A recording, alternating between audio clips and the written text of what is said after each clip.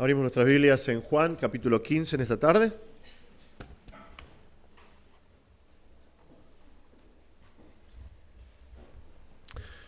Juan, capítulo 15. Vamos a orar. Señor, te damos muchas gracias por este tiempo. Gracias, Señor, por la oportunidad que tenemos de estar ante tu presencia. Muchas gracias, Señor, porque podemos estar ante ti en paz, con gozo y esperanza por la sangre que Cristo derramó a nuestro favor en la cruz, Señor. Te damos gracias porque Él nos compró y nos hizo aceptos delante de ti. Te damos gracias, Señor, porque con su muerte y resurrección nos hizo tus hijos, cargando con nuestra culpa, tomando nuestro lugar. Te damos gracias, Señor. Gracias, Padre Santo, por haber enviado a Jesús a morir en nuestro lugar, el justo por los injustos, Señor. Gracias, Señor, porque al que no conoció pecado, por nosotros lo hiciste pecado, Señor, para que nosotros podamos estar hoy ante ti. Muchas gracias, Señor. Te damos muchas gracias por la vida que tenemos en Cristo hoy. Te damos gracias por la esperanza que tenemos en Cristo, por la familia nueva en la fe que tenemos en Cristo. Te damos gracias, Señor. Por favor, Padre, bendice este tiempo juntos en tu palabra. Señor, que podamos escuchar tu voz hablándonos claramente en nuestros corazones. Señor, que podamos ser desafiados a crecer en conocerte más. Te lo pedimos en el nombre de Jesús. Amén.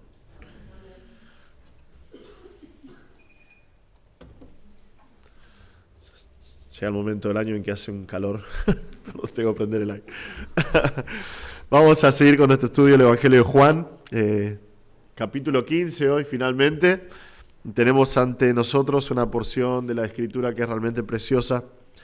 La semana pasada, cuando terminamos Juan, capítulo 14, Jesús dijo lo siguiente a sus discípulos: no hablaré mucho más con ustedes, porque viene el príncipe de este mundo, y él no tiene nada en mí. Pero para que el mundo sepa que yo amo al Padre, y como el Padre me mandó, así hago, levántense, vámonos de aquí. Entonces, es tiempo de dejar el aposento alto y dirigirse hacia el este de la ciudad para atravesar las puertas, y una vez afuera de los muros ir hacia el noreste, hacia el jardín de Getsemaní, que es donde Jesús va a ser arrestado. En ese tramo entre el aposento alto y el jardín es que nosotros tenemos estas palabras de Jesús a sus discípulos. Ahora, nosotros encontramos un recurso de parte de Jesús acá en esta porción que era muy utilizado por los maestros en Tierra Santa y en los alrededores, porque Jesús acá está usando un método literario que se llama mashal, ¿sí? Que es un proverbio, básicamente. Es una comparación que trae una enseñanza profunda. Y es lo que está haciendo Jesús acá. No es una parábola, no es una ilustración, no es una analogía. Técnicamente se llama mashal, ¿sí? Es un proverbio. Realmente vamos a ver en nuestro pasaje de hoy eso. Lo que hace un mashal es dar un fraseo muy simple para tratar de enseñar algo muy, muy importante o muy, muy profundo. Y es lo que vemos acá, y muy edificante para nosotros también. Ahora, la gran mayoría de los eruditos piensa esto, porque Jesús está a camino desde el aposento alto a Getsemaní, y que las palabras de Jesús están motivadas por alguna de las dos razones siguientes. Y esto, o sea, la gran mayoría de los eruditos piensa de esta manera. O Jesús pasó por un viñedo, yendo a Getsemaní, que es muy probable. En este tiempo había familias que tenían un par de plantas de vid. Perdón, pero la alergia me está matando hoy. Que era algo normal en este tiempo, que alguna casa tuviese algún viñedo, o realmente no sabemos qué pasó desde el aposento alto hasta Getsemaní, no sabemos con precisión. Algunos piensan que Jesús de camino al huerto pasó por el templo, y tendría mucho sentido. Eso yo particularmente creo que es muy probable, porque en la entrada al lugar santo en el templo, recuerden que estamos en Pascuas, ¿sí? Y están todos los preparativos para la Pascua. Entonces el templo está lleno de gente. Y en la puerta de entrada al lugar santo había una escultura gigante, nos cuenta Flavio Josefo, de una vid hecha de oro macizo, con hojas y ramas o sarmientos de oro macizo, racimos, dice Flavio Josefo en su libro Las guerras de los judíos, que los racimos de uva de oro macizo tenían el tamaño de una persona, recordando la entrada a la tierra prometida y recordando lo que vamos a ver ahora, que significa la vid, ¿sí? Entonces, realmente no sabemos, pero sea cual fuera el motivo, Jesús se llama a sí mismo la vid verdadera. La vid verdadera. Es el enfoque del pasaje que tenemos frente a nosotros. Jesús quiere que entiendas hoy, quiere que entendamos que Él es la única provisión de vida eterna de parte de Dios para los hombres. Jesús es la única provisión, es el único que puede proveer de vida espiritual al hombre. Entonces vamos a leer Juan 15 hoy. Vamos a leer del 1 al 11. Esto es lo que dice la palabra de Dios. Yo soy la vid verdadera y mi Padre es el viñador. Todo sarmiento que en mí no lleva fruto, o no da fruto, perdón, lo quita. Y todo el que da fruto, lo poda para que dé más fruto. Ustedes ya están limpios por la palabra que les he hablado. Permanezcan en mí y yo en ustedes. Como el sarmiento no puede dar fruto por sí mismo si no permanece en la vid, así tampoco ustedes si no permanecen en mí. Yo soy la vid, ustedes los sarmientos, el que permanece en mí y yo en él, ese da mucho fruto, porque separados de mí nada pueden hacer.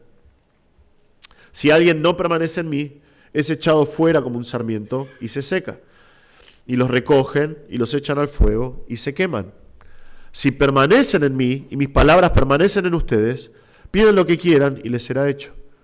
En esto es glorificado mi Padre, en que den mucho fruto y así prueben que son mis discípulos. Como el Padre me ha amado, así también yo los he amado. Permanezcan en mi amor.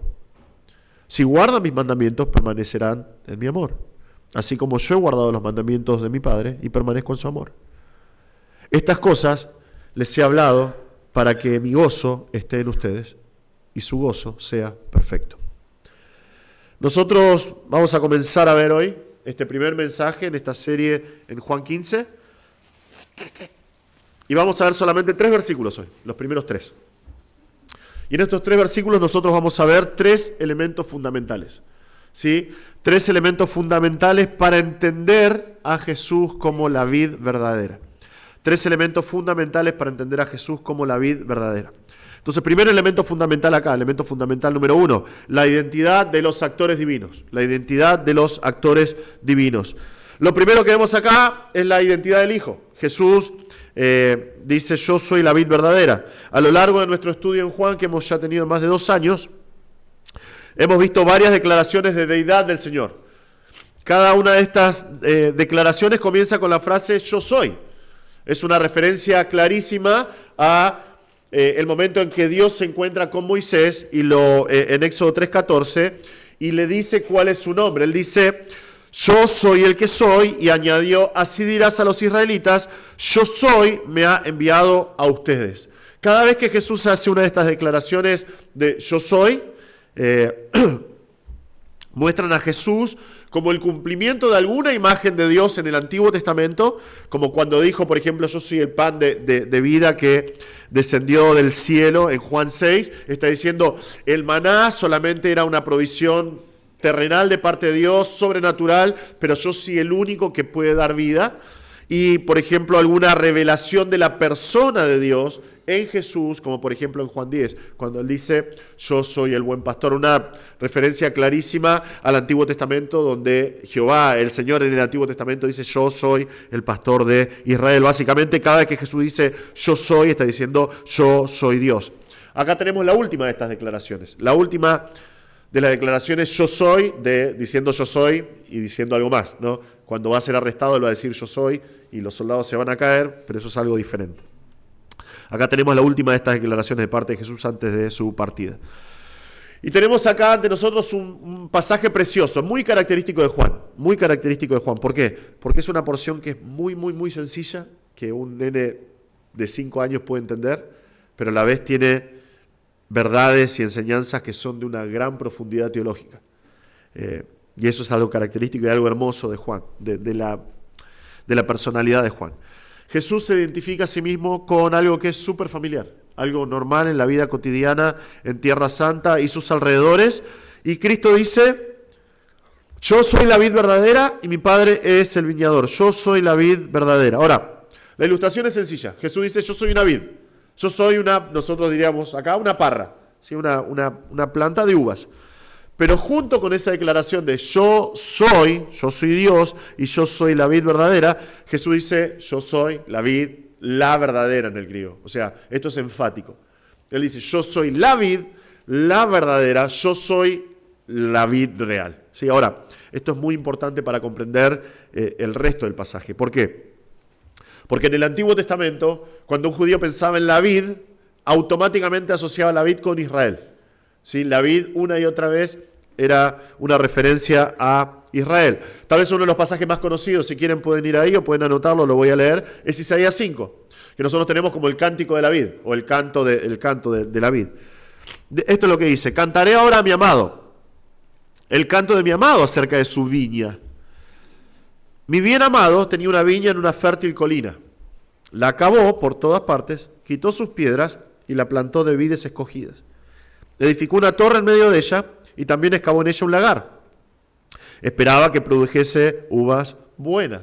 ¿Sí? Entonces la imagen que da acá es de un hombre que compra un terreno para plantar un viñedo, prepara todo el terreno, edifica muros de protección alrededor para que los animales o los ladrones no entren, una torre en el medio para vigilar y controlar mientras están creciendo, y un lagar, que es el lugar donde pisaba las uvas para obtener el jugo de las uvas. Prepara todo esperando que crezcan, dice acá, uvas buenas. Por eso trajo vides escogidas. Pero fíjense lo que dice: pero solo produjo uvas silvestres. Solo produjo uvas salvajes. Y ahora, moradores de Jerusalén y hombres de Judá, juzguen entre mí y mi viña. ¿Qué más se puede hacer por mi viña que yo no haya hecho en ella? Porque cuando esperaba que produjera uvas buenas, produjo uvas silvestres. Ahora pues, dejen que les diga lo que yo he de hacer a mi viña. Quitaré su vallado y será consumida, derribaré su muro y será pisoteada, y haré que quede desolada. No será podada ni labrada, y crecerán zarzas y espinos. También mandaré las nubes, que no derramen lluvia sobre ella. Ciertamente, escuchen lo que dice el Señor, esto es terrible porque está diciendo que va a juzgar a esta viña y va a dejar que quede completamente desolada porque dio uvas silvestres. Ciertamente, la viña del Señor de los ejércitos es la casa de Israel y los hombres de Judá su plantío delicioso. Él esperaba equidad, pero hubo derramamiento de sangre, justicia, pero hubo clamor. Terrible lo que dice este pasaje, terrible. Dios eligió a Israel como su pueblo, de acuerdo con la promesa que hizo Abraham, a su hijo Isaac, a su nieto Jacob. Dios prometió que de la simiente de Abraham iba a llegar lo que iba a ser la bendición para todas las naciones. Dios mismo sacó a Israel de la tierra de Egipto para llevarlos a la tierra prometida. Ellos tenían que ser un testimonio a todas las naciones. Israel tenía absolutamente todo, como dice acá el Señor en Isaías. Dios hizo absolutamente todo, los libró, los sacó de Egipto, los puso en la tierra prometida, los bendijo en una tierra que fluye leche y miel y les dio absolutamente todo y la palabra de Dios clarísima para que sigan lo que dice el Señor. Y solamente tenían que ser testimonio al mundo de la existencia de Dios y cómo lo hacían por medio de la obediencia a la palabra de Dios. Es lo que nos muestra Deuteronomio 4, del 6 al 8. Si quieren pueden anotarlo para estudiarlo después. Deuteronomio 4, 6 al 8 dice, así, hablando de la palabra de Dios, así que guárdenlos y pónganlos por obra, porque esta será su sabiduría y su inteligencia ante los ojos de los pueblos, que al escuchar estos estatutos dirán, ciertamente esta nación, esta gran nación, es un pueblo sabio e inteligente. Porque ¿qué nación grande hay que tenga un Dios tan cerca de ella como está el Señor nuestro Dios siempre que lo invocamos? ¿O qué nación grande hay que tenga estatutos y decretos tan justos como toda esta ley que hoy pongo delante de ustedes? Israel tenía que abrazar la palabra de Dios, obedecer lo que decía la palabra de Dios para que todos los pueblos alrededor dijeran queremos tener lo que tienen ellos. ¿Qué otro pueblo tiene un Dios que está tan cercano? ¿Qué otro pueblo tiene un conjunto de leyes tan perfectas como la que tiene Israel? Pero vemos que eso no sucedió. Vemos que una y otra vez el pueblo se apartó del Señor siguiendo sus propios pecados. Se suponía que tenían que dar frutos dignos del Dios que los plantó, pero vemos acá en Isaías que solo dieron uvas silvestres. La palabra ahí, en hebreo la palabra beushim significa algo amargo, pero no solamente algo amargo, sino algo, la raíz de esta palabra significa olor a podrido, significa algo que es repugnante. Jeremías 2:21 dice algo similar en cuanto a esto. Pero yo te planté como vid escogida, todas ellas de semilla genuina. Ven, desde el principio fue bien plantado Israel. Fue plantado por Dios con todo el potencial para ser una gran nación que glorifica a Dios. ¿Cómo pues te has convertido delante de mí en un sarmiento degenerado de una vid extraña? Ellos produjeron un fruto que iba en contra de la voluntad de Dios. Y fue por eso que el juicio cayó sobre Israel una y otra vez a lo largo de la historia. Un poquito más adelante en la historia, en el Salmo 80, si quieren pueden ir ahí. Salmo 80 se escribió un ratito antes de la destrucción del reino del norte por Asiria, antes de que Asiria venga y lleve a las 10 tribus del norte. Y esto es lo que reconoce el salmista. Dice esto: tú removiste una vid de Egipto, expulsaste las naciones y plantaste la vid, limpiaste el terreno delante de ella, echó profundas raíces y llenó la tierra. Los montes fueron cubiertos con su sombra y los cedros de Dios con sus ramas. Extendía sus ramas hasta el mar y sus renuevos hasta el río.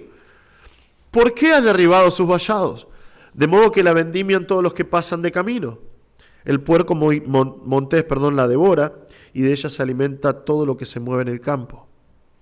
Entonces están reconociendo que ellos como viña, como nación, están completamente destruidos. Escuchen el ruego del Salmo. Oh Dios de los ejércitos, vuelve ahora, te rogamos. Mira y ve desde el cielo y cuida esta vid, la cepa que tu diestra ha plantado y el hijo que para ti has fortalecido. Está quemada con fuego y cortada ante el reproche de tu rostro, perecen, reconociendo que es castigo del Señor. Pero vean lo que dice versículos 17 y 18. Sea tu mano sobre el hombre de tu diestra, sobre el hijo del hombre que para ti fortaleciste. Entonces no nos apartaremos de ti, avívanos e invocaremos tu nombre.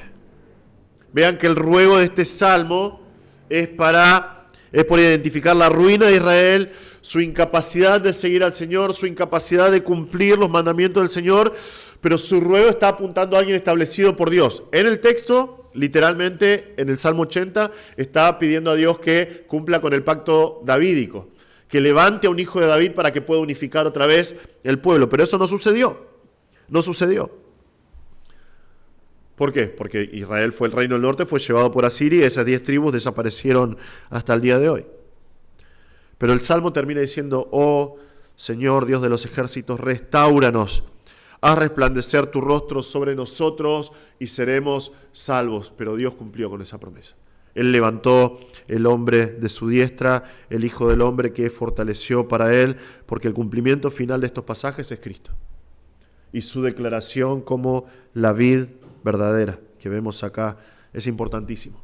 Es importantísimo. ¿Por qué? Porque Dios había escogido a Israel para hacer luz a las naciones, para que a través de ellos el mundo pudiera llegar a Dios. Pero cuando Dios pronuncia estas palabras, y cuando Cristo pronuncia estas palabras que vemos acá en Juan 15, los judíos están totalmente desconectados de Dios, completamente afuera de Dios. Y ellos piensan que son un grupito, que son exclusivos, que nadie se puede acercar, que nadie puede tener lo que tienen ellos, y que ser de Israel es lo único que garantiza su bendición y su salvación. Si recuerdan, hemos estudiado esto en Juan, el incidente de Jesús con los fariseos en Juan 8. Están hablando con Jesús y ellos le dicen a Jesús: nuestro padre es Abraham. ¿Recuerdan? Y tenemos un solo padre, Dios. ¿Sí? ¿Qué le dice el Señor? ¿Recuerdan? Ustedes son de su padre el diablo. Y ustedes quieren hacer los deseos de su padre, que es el diablo. Ellos confiaban en su destino eterno en un linaje. Y estaban convencidos de que por ser de Abraham iban a ir al cielo y que sobre todo por estar cumpliendo con las leyes del sistema fariseo, se justificaban delante de Dios. Y que Dios los veía y decía: qué bendición que tengo de tener este grupo de fariseos que están cumpliendo con toda la ley. Pero vemos que el Señor le dice que no es así. Cristo en estos pasajes dice, yo soy la vid verdadera. Solamente a través de mí, está diciendo Jesús, pueden tener la vida que proviene de Dios. Solamente unidos a mí pueden producir frutos que dan gloria a Dios. Es lo que está diciendo Jesús acá en este pasaje. Entonces Él dice claramente, cuando dice yo soy la vid verdadera, yo soy la única fuente de vida espiritual, de vida eterna que el hombre puede recibir. Y vemos la identidad del Padre muy brevemente. Jesús dice, yo soy la vid verdadera y mi Padre es el viñador. El Padre es un labrador. ¿Sí? No necesariamente cuidando las viñas solamente, sino que la palabra es labrador. Uno que trabaja la tierra, significa la palabra esta. Un dato curioso que no tiene que ver con nada, pero esta palabra, Georgos, de donde proviene, que significa labrador, el que cuida la tierra, de ese nombre, Georgos, tenemos la palabra Jorge, el nombre Jorge. Así que eso es extra, interesante. Pero acá dice que el Padre es el labrador, ¿sí? El viñador. Tiene dos aspectos esto. Por un lado, es el labrador porque es el que plantó la viña, el que plantó la vid verdadera. Él fue el que envió a Cristo al mundo para que nosotros tengamos vida en abundancia, vida eterna, algo que vamos a desarrollar mejor en los pasajes que siguen. Pero en segundo lugar, como vimos, vamos a ver esto en el segundo punto, el Padre es quien se encarga de cuidar a aquellos que están conectados a la vid. No corresponde a la vid cuidar a los pámpanos, no corresponde a los pámpanos cuidar de ellos mismos, es el Padre el que se encarga del bienestar de la vid verdadera y de aquellos que están conectados a la vid verdadera. Yo voy a decir durante todo el tiempo pámpanos porque ya me quedó grabado de la Reina Valera pámpanos y nuestra traducción dice sarmientos. No me gusta mucho porque pienso en nuestro prócer, ¿no? Con sarmientos. Usamos más pámpanos, ¿no? Pero Cristo en estos pasajes dice, yo soy la vid verdadera, mi Padre es el viñador. Y hermanos, esto implica una realidad maravillosa. Esto es realmente precioso. Tan sencillo. Aunque Israel no cumplió con ser testimonio, no cumplió con el propósito de Dios, de ser la vid de Dios. Israel no produjo frutos dignos. Israel no fue luz a las naciones. Pero Dios en su fidelidad cumplió con el pacto que hizo con Abraham. El pacto de que en su simiente iban a ser benditas todas las naciones. Y Dios en su soberanía y su inmenso poder trajo de el infiel Israel aquel que es la vid verdadera, el Mesías, aquel de quien viene la vida de Dios, la bendición a todas las naciones.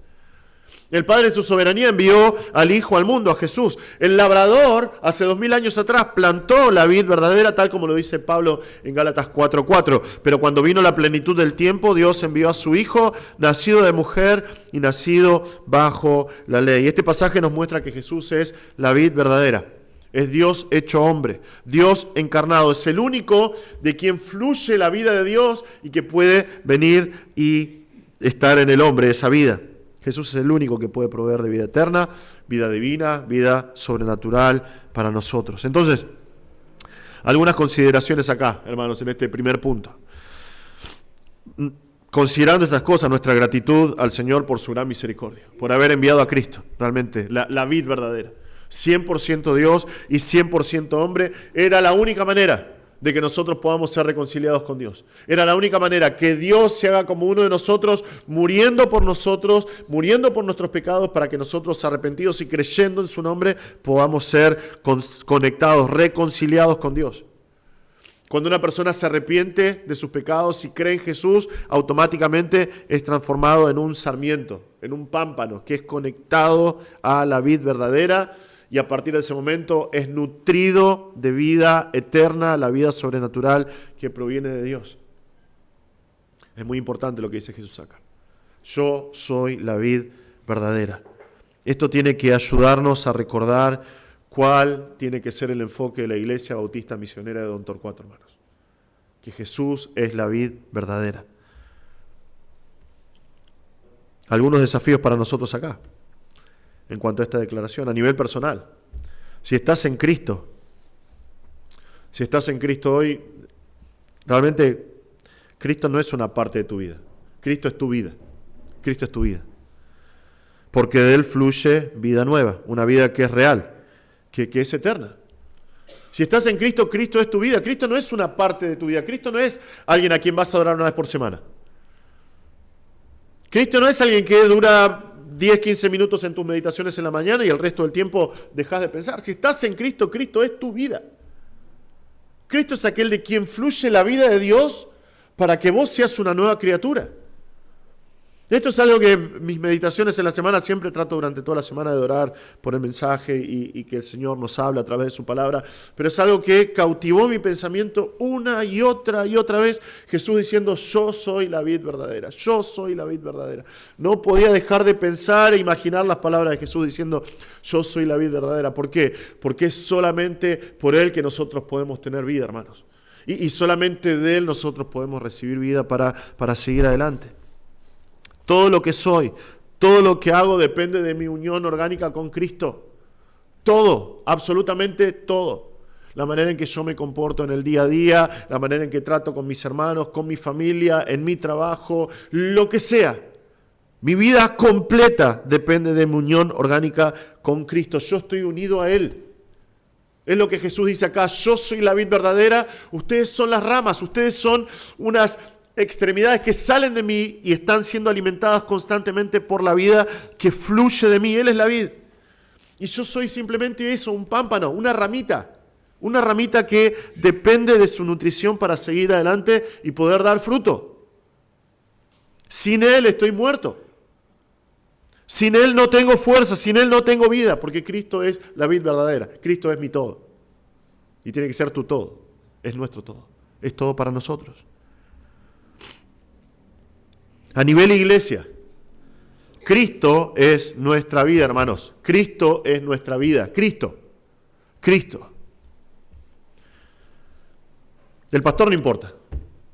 El pastor no es la vida de la iglesia. El pastor no es la vida de la iglesia. Te sorprendería esto, pero algunos piensan que sí. Y es más, algunos culpan al pastor por algunas cosas como si fuera así, como si el pastor fuera la vida de la iglesia. Esta iglesia va a seguir adelante, sin mí, sin ninguno de los pastores que estamos. Los pastores no importan, los diáconos no importan, los ministerios no importan. Aún nuestra enseñanza de la sana doctrina no importa si no entendemos que lo único que va a hacer que esta iglesia prospere por décadas de manera saludable y glorificando a Dios es nuestra lealtad y dependencia y unión con Cristo, que es la vid verdadera. Es Él. Todo lo demás que dije, los liderazgos, el ministerio, la enseñanza, la escritura, sin Cristo no tienen sentido. No tienen sentido. Fuera de Cristo no tienen absolutamente nada de valor. Dios nos guarde, hermanos. Dios nos guarde buscando al Señor, dependiendo de Él, estando conectados y preocupándonos de mantener nuestra unión con Él, nuestra comunión con Él hasta que Cristo venga, porque Él es la vid verdadera. Y finalmente, si estás acá y no conoces a Cristo, o si estás viendo esta transmisión y no conoces a Cristo, Cristo es la vid verdadera. Él es el único que puede darte vida. Si no conoces a Cristo, todavía la palabra de Dios es clara, todavía estás muerto en delitos y pecados. Todavía estás separado de Dios. Pero Cristo vino a morir en la cruz para revertir esa situación. Cristo vino para darte vida eterna. Si todavía no creíste nunca en Cristo, no confiaste en Cristo, no confiaste en la obra que Él hizo en la cruz, a tu favor es tu oportunidad hoy. De reconocer que sos un pecador, de arrepentirte de tus pecados y de venir a Cristo. Cristo prometió, la vid verdadera prometió, el que a mí viene no lo echo fuera. Vení a Cristo y Él te va a dar perdón y te va a dar vida eterna y por primera vez en tu vida vas a estar conectado a Él, que es la vid verdadera, y vas a ser un sarmiento, un pámpano, una ramita que constantemente recibe la vida nueva de Jesús. Si no conoces a Cristo, venís a Cristo hoy, por favor, vení a Cristo, no te pierdas. No rechaces a aquel que murió por tus pecados. Hermanos, damos gracias al Señor, que en esta tarde nosotros podemos reconocer que Él es la vid verdadera. Gracias a Él nosotros podemos experimentar y ser poseedores de vida real, de la vida real que procede de Dios. Amén. Ahora, ¿qué significa esta declaración de Jesús? Que Él es la vid verdadera y el Padre labrador de manera práctica. Bueno, vemos el elemento fundamental número 2 acá, la obra de los actores divinos, en versículo 2. La obra de los actores divinos. Jesús expande acá un poquito su ilustración, su mashal, y lo hace describiendo dos tipos de sarmientos, ¿sí? Dos tipos de pámpanos, las ramitas que están conectadas a la vid. Y vemos dos, ¿sí? Vemos el sarmiento infructífero y el sarmiento fructífero. Entonces, primero el sarmiento infructífero. El Señor dice, todo sarmiento que en mí no da fruto, lo quita.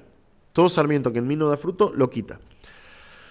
Ahora, esta es una parte que necesitan prestar un poquitito de atención, ¿sí? Porque hay dos posturas en cuanto a esta frase, porque comparada con el resto del versículo 2, parece mostrar cosas opuestas, ¿sí? Una antítesis.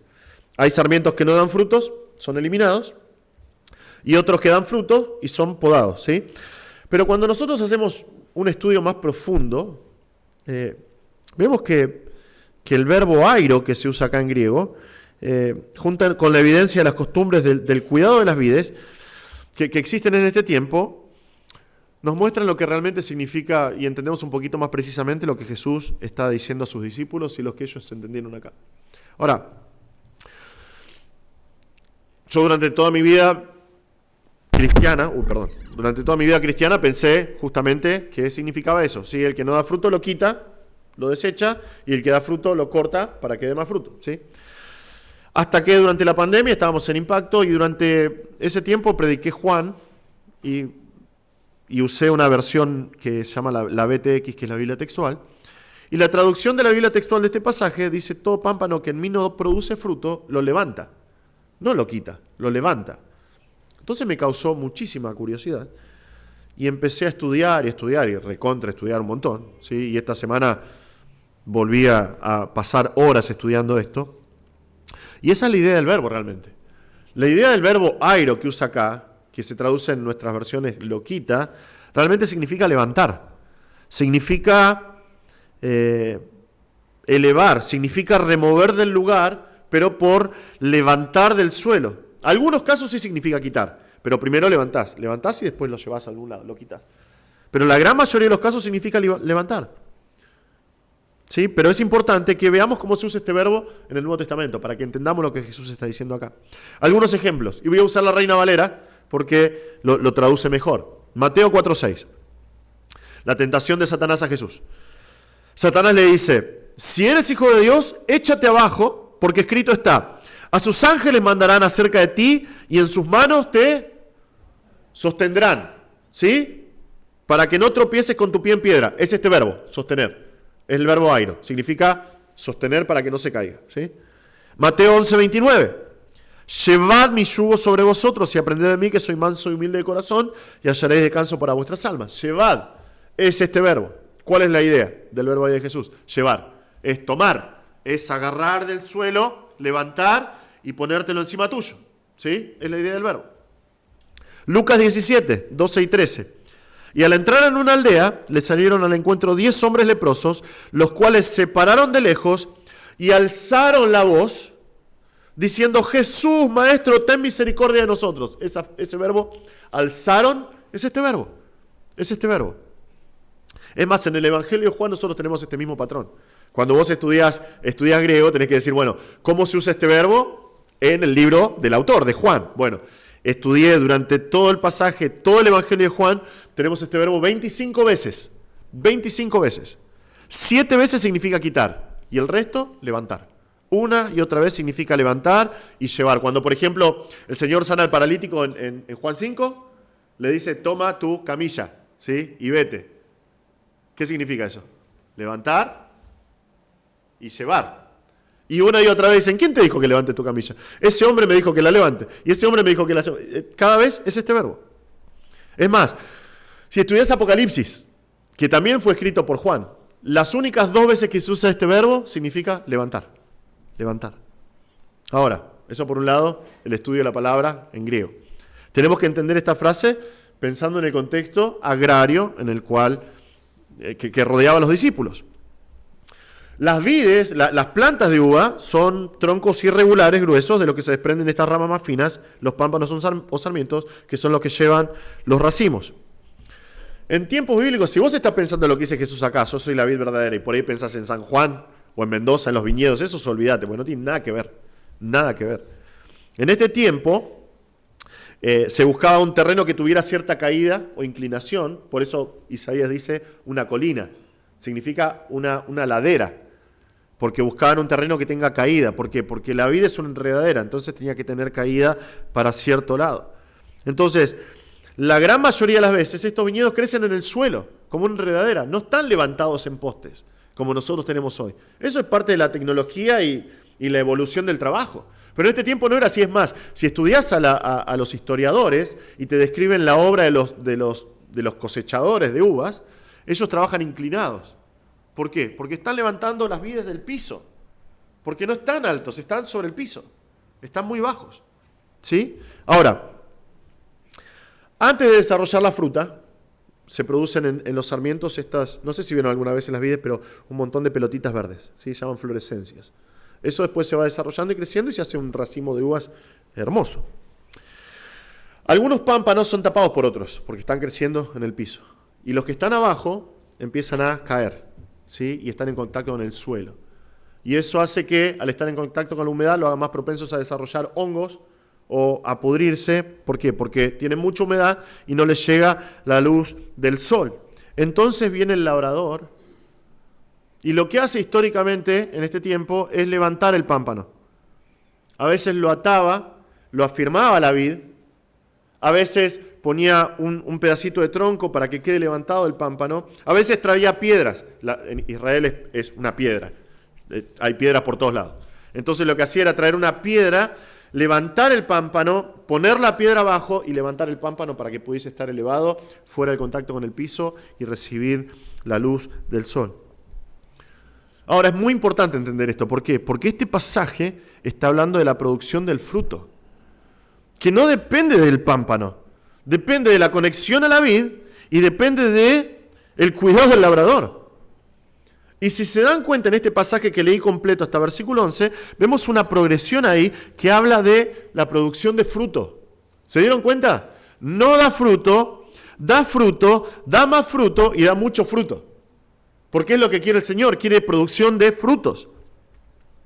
En versículo 6 nosotros vamos a ver la otra realidad, la otra cara de la moneda. Hay pámpanos, supuestos pámpanos que no permanecen en la vid. Bueno, vamos a ver qué sucede con ellos. Es un tema distinto y su fin no va a ser bueno. Pero acá el orden del texto es, y el orden del texto en griego es este. Jesús dice, todo sarmiento en mí que no produce fruto. Si Jesús quiere que nosotros demos fruto, y estamos en Él, es imposible estar en Él y no producir frutos. Es imposible. Jesús dice, todo pámpano en mí que no da fruto, el Padre lo levanta. Ahora, el Padre es un labrador experto. ¿Qué tan experto es Dios? ¿Qué tan sabio es Dios en manejar una vid? Es el mejor, Él sabe absolutamente todo. Entonces, el primer grupo son aquellos que no tienen fruto y el Padre en su cuidado los levanta para que puedan crecer. Segundo grupo, el sarmiento fructífero. El texto dice, y todo el que da fruto, lo poda para que dé más fruto. La palabra que usa acá significa podar, significa limpiar, significa purificar. Hay otros pámpanos dentro de la vid. Pámpanos que tienen fruto. Pámpanos que tienen todas estas florescencias y que están desarrollando, dan peso al pámpano y esto puede hundirlos en la tierra. ¿Por qué? Porque tiene florescencias que están por ser pámpanos, tiene otras florescencias que no producen fruto. Y están hundiendo el pámpano, gastando savia además. Entonces, ¿qué hace el labrador? Viene y quita esas terminaciones a mano para fortalecer a la planta, para fortalecer la producción de fruto. Es súper interesante esto. Veía un documental acerca de las vides y el viñador, si se quiere, decía que con toda la tecnología y con todo el desarrollo, este es un proceso que todavía para que sea perfecto tiene que ser hecho a mano. Ir y analizar la vid, ir viendo las cosas que tiene de más, las protuberancias o extensiones o racimos que no llevan fruto y tiene que cortarlos a mano. Es necesario un montón de trabajo para producir fruto, un montón. En la antigüedad se usaban cuchillas, ¿sí?, para cortar estas cosas, estas ramitas que no dan fruto. Aún muchas veces hay algunos historiadores que cuentan que cuando eran muy chiquitas, el labrador venía con la punta de los dedos y las iba cortando. Muy, muy interesante. Ahora, nosotros tenemos que entender acá de lo que está hablando Jesús, ¿sí? Porque Él está hablando acerca de frutos. Tenemos que entender dos cosas. Primero, lo que significan los frutos. Cuando Jesús está hablando de frutos acá, y vamos a estudiar esto con más profundidad en las próximas semanas, pero cuando está hablando de frutos acá, Jesús está hablando de que espera fruto de nosotros.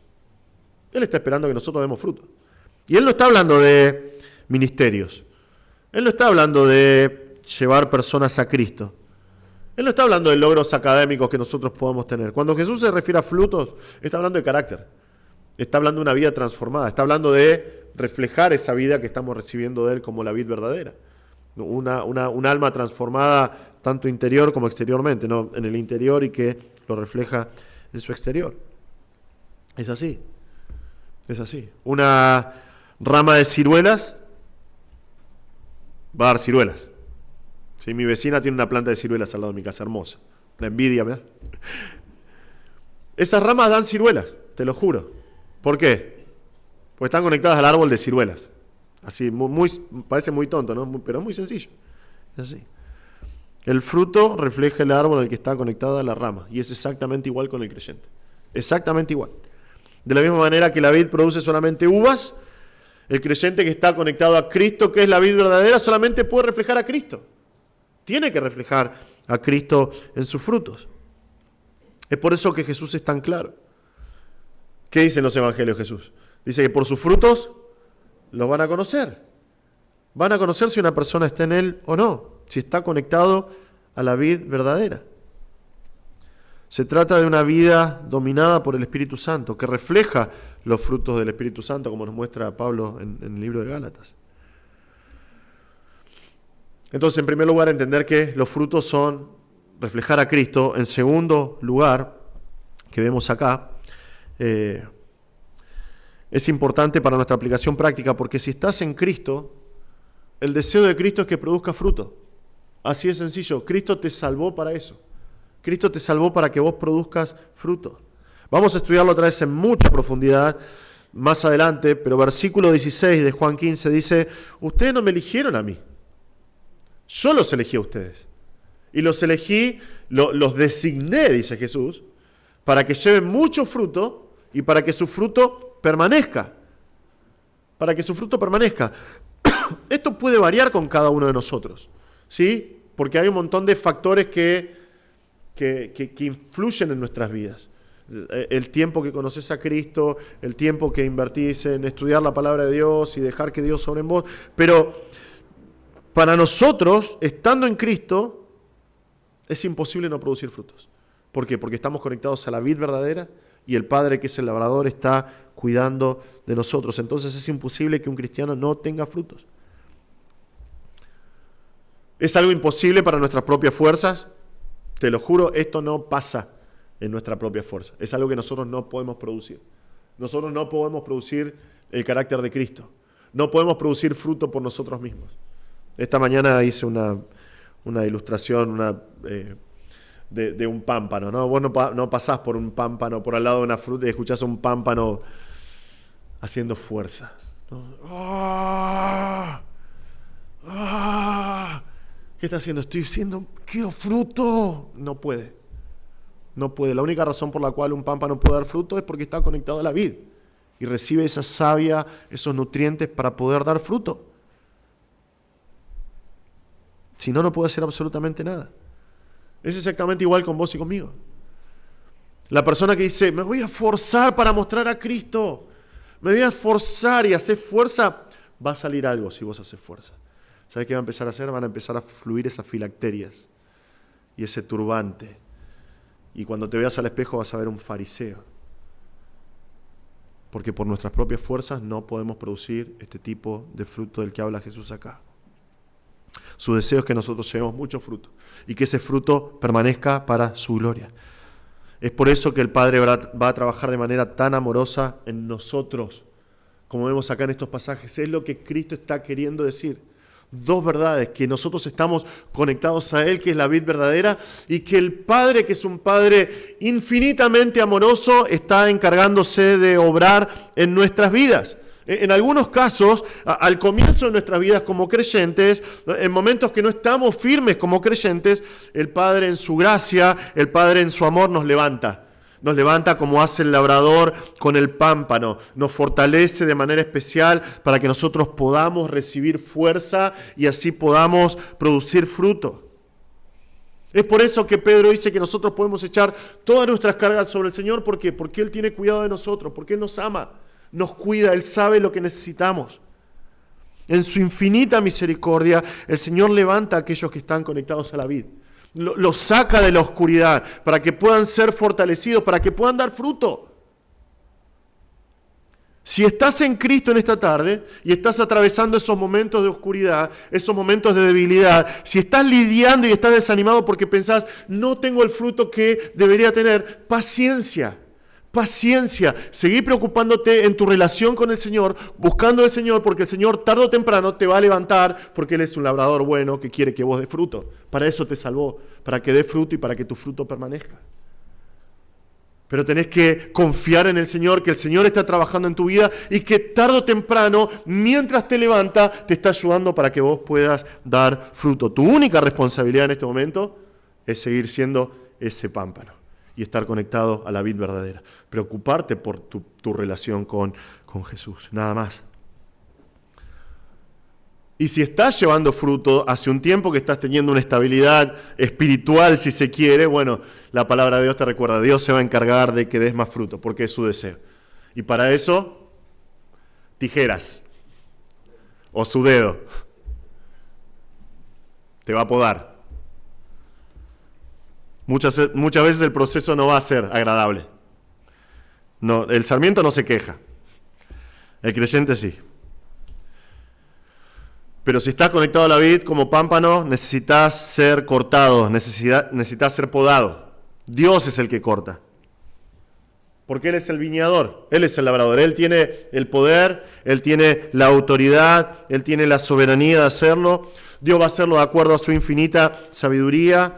A veces va a ser un proceso doloroso, pero tiene que suceder. Porque sin esta poda, sin la limpieza del pámpano, está en peligro. Y su producción de frutos está en juego. Así que el Señor obra en nuestras vidas. Él va a podar nuestras vidas. Él va a quitar todas esas cosas que son de tropiezo, para que nosotros podamos dar más fruto, para que nosotros podamos dar mejor fruto. Muchas veces no necesariamente son cosas pecaminosas, pero muchas veces Dios va a cortar de nuestra vida distracciones, tropiezos, cosas que aletargan los frutos en nuestra vida. Dios los tiene que sacar. Y los va a sacar porque Él sabe lo que es mejor para nosotros. Él lo va a hacer. Gracias al Señor por su infinita bondad. Gracias al Señor porque Él nos limpia de todo aquello que nos es de tropiezo para que nosotros podamos producir fruto.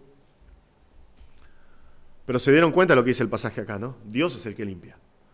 Dios es el que limpia. Dios es el que se encarga. Muchas veces otra vez nosotros mismos pensamos, ay no, pero si yo saco este cortecito y este brote que no están dando fruto, entonces no podés. Un pámpano no puede. Andá a Mendoza, San Juan y lleva una tijera y dejala ahí. Va a quedar ahí cuando vuelva.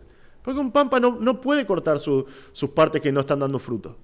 Es trabajo del labrador, es trabajo del viñador. Le corresponde a Dios solamente. Dios es el que limpia.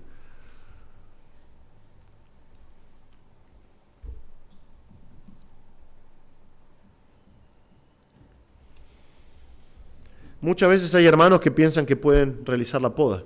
Imagínate eso, ¿no? Pámpanos diciendo, mi hermano pámpano de acá tiene todas estas partes que no están dando fruto, las voy a cortar yo. Es una locura, ¿no? Es una locura. Sería ridículo escuchar una conversación así. Pero es lo que hacen muchos pámpanos. Son hermanos pámpanos siendo inspectores de otros hermanos pámpanos diciendo, ay, está creciéndole estas cosas, no tiene florescencias, hay que cortarlo. Ay, si yo puedo cortar esto y esto, ay, va a dar tanto fruto. No es tu parte, hermano. No es tu parte. No es tu parte evaluar los frutos de otro pámpano. Eso es trabajo del labrador, le corresponde a Dios solamente. Es un buen ejercicio para que lleves a cabo los próximos días. Deja de mirar los frutos de los demás. Deja de contar las imperfecciones de otros pámpanos. Dios las conoce, Él es el buen labrador. Él sabe lo que tiene que cortar y no en la vida de cada uno. Él se va a encargar, Él es bueno. Deja de mirar los frutos, preocupate por tus frutos. Vos no podés limpiarte a vos mismo, no podés producir fruto, eso le corresponde solamente a Dios. ¿Estás viendo que una persona no está dando los frutos que tiene que dar? Orá al labrador. Orá al labrador. No me voy a olvidar nunca, en la otra iglesia que estábamos, la iglesia en la cual me convertí, un hermano quiso venir y quejarse de otra persona. Estábamos en reunión de oración, imagínate, y viene y dice, no, ¿por qué este hermano hizo esto? El pastor, esto te hago, esta pregunta te hago. ¿Cuántas horas estás orando por día por ese hermano para que el Señor lo transforme? Oh, ¿sabes cómo se cayó la boca, no? No habló más. Y yo dije, gloria a Dios. Porque es así. ¿Estás viendo o pensás que tu hermano pámpano no está dando los frutos que tiene que dar? ¿O que tiene ciertas cosas que tienen que ser podadas? Orá por tu hermano. Y nada más. No hables con otros pámpanos, no evalúes su fruto. Orá por ese hermano. Porque el Padre, que es un labrador de infinita sabiduría, tarde o temprano va a orar en su vida. Tercer elemento, muy brevemente acá. Elemento fundamental número 3. Nosotros vemos acá que Dios es el que poda, que Dios es el que levanta. ¿Cómo lo hace? ¿Cómo lo hace? ¿Con qué lo hace? Versículo 3 vemos el medio purificador de los actores divinos, el medio purificador. Cristo termina diciéndole a los discípulos, ustedes ya están limpios por la palabra que les he hablado. Ahora acá hay un juego de palabras, ¿sí? Que nosotros se nos pierde un poquito, pero el verbo podar, ¿sí?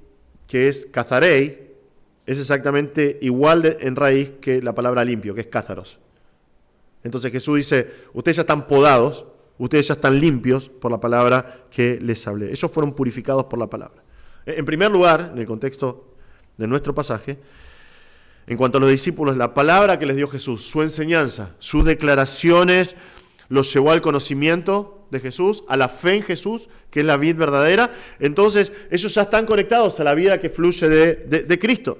Entonces, y acá el tiempo que usan en el griego es un perfecto. Entonces, la idea es que el viñador ya los está limpiando, ya está trabajando en los discípulos de Cristo, ya está obrando en ellos. Pero a la vez, la enseñanza de Cristo acá es que la palabra que el Padre le dio, porque recuerdan Jesús dijo una y otra vez en Juan, mi palabra no es mía, sino que yo hablo lo que el Padre me dijo que yo hable. Entonces la palabra que el Padre dio a Jesús, para nosotros, tiene exactamente el mismo efecto, un efecto limpiador, digamos, en nuestras vidas. Es la manera en que Dios lo hace. La palabra de Dios es su agente.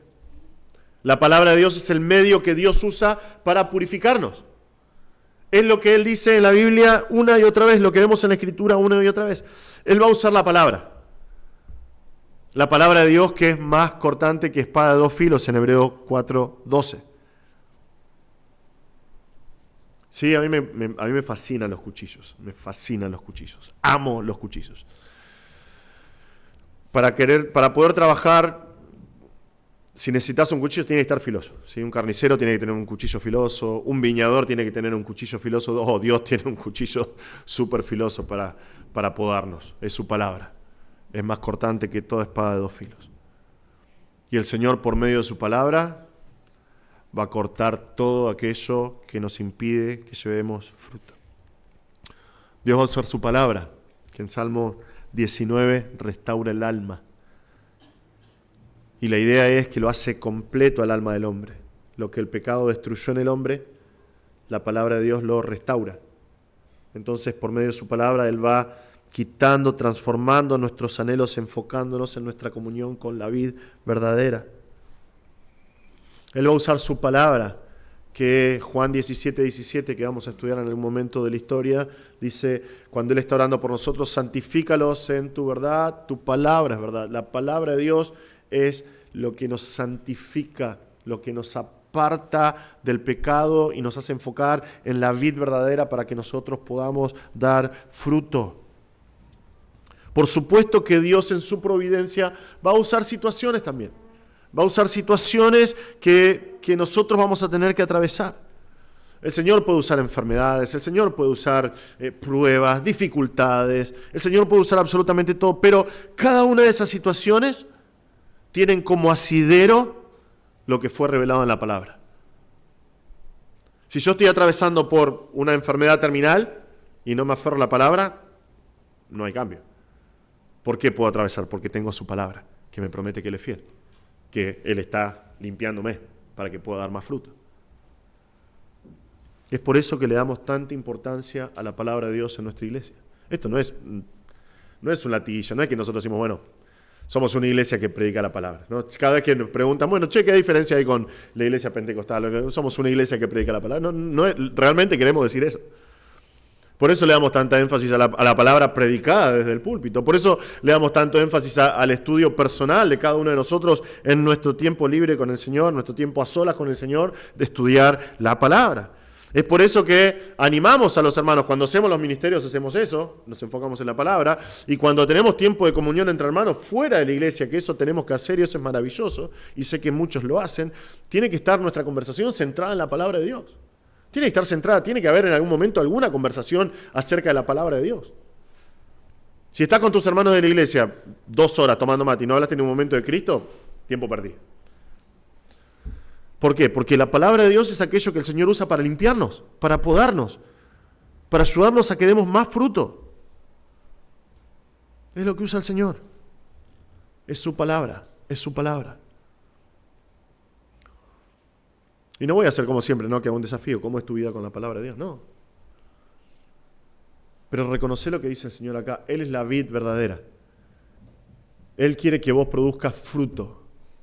Y ese fruto va a ser producido en la medida que vos dejes que el labrador te limpie, mientras estudiás su palabra, mientras escuchás su palabra. ¿Querés que tu vida llegue fruto? Porque Cristo te salvó para eso. Entonces, sometete a la voluntad del Señor y estudia su palabra. Conocé su palabra para que puedas escuchar y que puedas ver, experimentar en tu vida la obra del labrador, ayudándote a dar más fruto.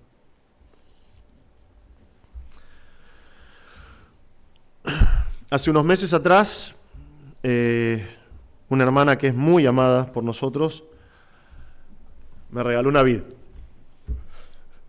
¿Viste cuando esos mensajes que bueno, no es, hola, Pastor Javier, vas a estar en tu casa porque te quiero llevar de regalo una parra? Imagínate. Ahora, a simple vista, cuando vino, era un palo marrón, oscuro, muerto. Literalmente, era un palo marrón con una bolsa abajo, que tenía la raíz, aparentemente. Ahora, yo no soy un labrador. No soy labrador como el padre, obviamente, no soy labrador, punto. ¿Sí? Y mi amada esposa tampoco. Hemos, durante años, cada verano, frustrado nuestra vida comprando macetas, plantas aromáticas para después frustrarnos sabiendo que mueren. Es por eso que tenemos suculentas en casa. Pues son como los gatos, ¿viste? Se cuidan solos. Los dejas ahí. Tan hermosas las suculentas en mi casa. Pero esta hermana me regaló una vid. Entonces a la mañana dije que yo preparé el suelo. Yo no preparé el suelo, yo di la orden. Y mi hijo preparó el suelo. Pero bueno, es básicamente lo mismo. Sí, yo lo dije. Yo le di de comer a mi hijo, entonces es lo mismo que lo hice yo. Pero bueno, cavó el pozo que tenía que cavar. Afirmé la vid, la tapé, la regué. Y dije, buena suerte. Nada. Pero un par de días después, 7 días después, estaciono mi auto, vuelvo del trabajo a la tarde y veo en una de esas jorobitas que hace así, el palo marrón, un puntito verde, oscuro, pero un puntito verde. Dije, momento, pues yo la estaba observando todos los días. Ese puntito verde no estaba. Y ya le mandé una foto a Ani ampliada, le digo, ¿qué está pasando acá? Al otro día ya era un palito verde finito y alguna se arrimaba como con hojitas, ¿sí? Dijo, wow. Esos bultitos de repente empezaron a salir por todos lados y hoy está llena de pámpanos, todos verdes radiantes, maravillosos. Así que estamos contentos. Hasta ahora. Es lo que Jesús está diciendo acá, hermanos. Es lo que Jesús está diciendo acá. Él es la vid verdadera. Él es la vid verdadera. Y todos los pámpanos que estén conectados a Él reciben vida de Él. Entonces, tarde o temprano, cada pámpano va a florecer. Y cada pámpano va a reverdecer. Y va a dar fruto. Tarde o temprano, los pámpanos van a florecer en vida eterna y frutos espirituales. Porque Él es el único de quien fluye la vida de Dios para los hombres. Amén. Vamos a orar con gratitud al Señor, la vid verdadera. Oramos. Señor, te damos muchas gracias por este tiempo. Señor, te damos muchas gracias por esta porción tan sencilla de la palabra de Dios, tan profunda, que el Espíritu Santo guió a Juan para que registre de ese discurso de Jesús en su última noche. Te damos gracias porque, Padre, tú enviaste a Jesús, la vid verdadera, para que muera por nuestros pecados, nos rescate de este mundo en tinieblas y para que ahora, unidos a la vid, podamos experimentar y disfrutar de la vida que fluye de Él y de los frutos que son producto de tu obra en nosotros, Padre. Te pedimos por favor que nos ayudes, que nos des capacidad en los próximos mensajes para seguir entendiendo estas verdades y que realmente nosotros seamos un pueblo que da mucho fruto para tu gloria, Señor. Te damos gracias en el nombre de Jesús. Amén.